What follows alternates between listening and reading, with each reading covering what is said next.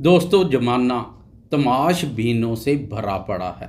इसलिए परवाह ना करें लोग क्या कहते हैं।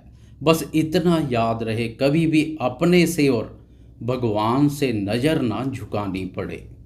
नमस्कार दोस्तों, मैं एस्ट्रोलॉजर राजेश कालिया हार्दिक स्वागत करता हूं आपका अपने यूट्यूब चैनल अक्षित एस्ट्रो मास्टर में। मेरे मकर राशि वाले दोस्तों, कैसे हो? मेरे वह दोस्त जो ठीक नहीं है, चिंता का कोई विषय नहीं है दोस्तों। आने वाले समय में कुछ बड़ा नहीं बल्कि बहुत बड़ा होने वाला है। जितनी बड़ी परेशानी है, प्रसन्नता उससे भी बड़ी मिलेगी। चिंता मुक्त हो जाएं आज से ही और अभी से अपने आप को पॉजिटिव बना लें। दोस्तों, यह कहना आसान है क्योंकि जिस तन लागे वही तन जाने। इसमें भी आपका कोई दोष नहीं है। पिछले लंबे समय से आपकी राशि पर परिस्थितियां ऐसी बनी हुई हैं कि आपका नकारात्मक होना लाजमी है। ग्रह गोचर के अनुसार हर तरफ से निराशा और संकट के घनघोर बादल छाए प्रतीत हो रहे हैं। कहीं से भी सुख चैन जैसे फल नहीं मिल रहे हैं।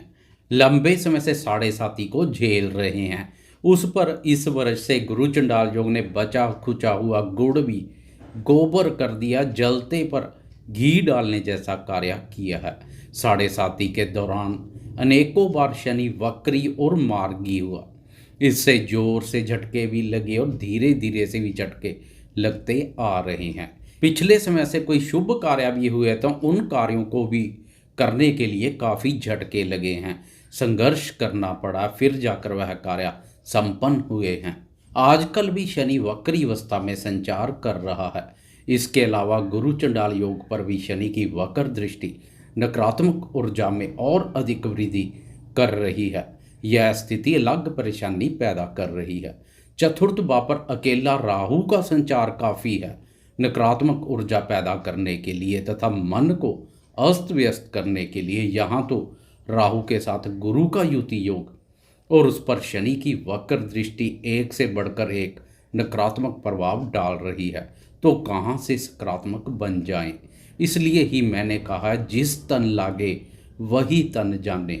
मेरे वह दोस्त जो इस अवधि में शनि की महादशा या अंतरदशा से भी गुजर रहे हैं, उनके लिए तो परिस्थितियां वाकया ही किसी अग्नि परीक्षा से कम नहीं है। गिन गिन कर दिन निकाल रहे हैं।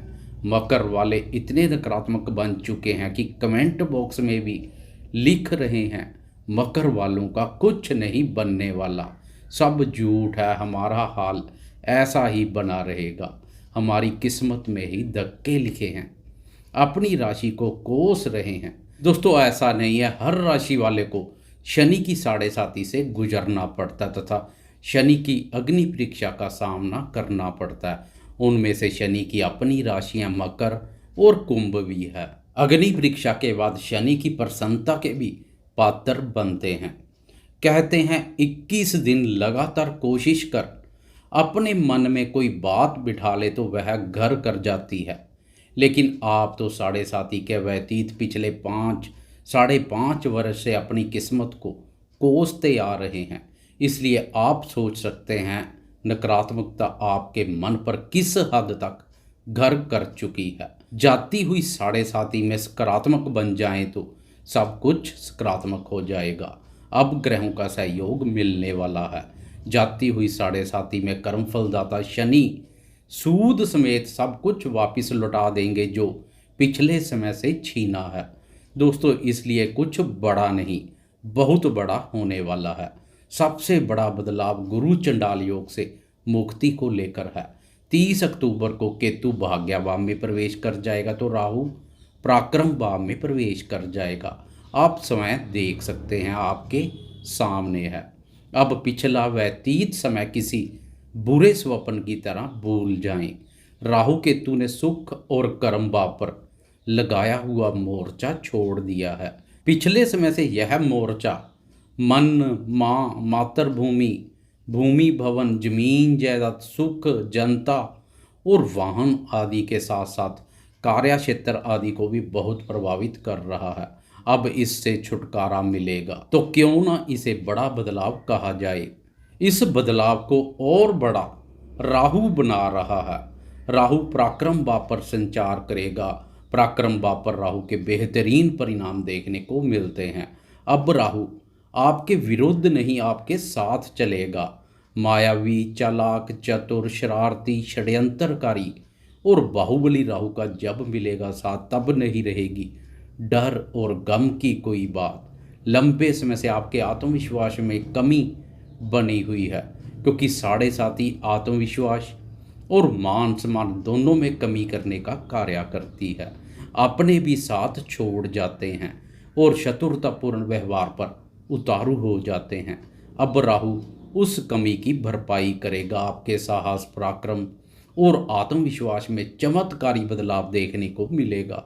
अपने भी साथ छोड़ गए हैं तो क्या, अब आप अपने बुलंद हौसलों, अपने ऊपर विश्वास और उच्च मनोबल के चलते अकेले ही सफलता और उन्नति के मार्ग पर चल पड़ेंगे।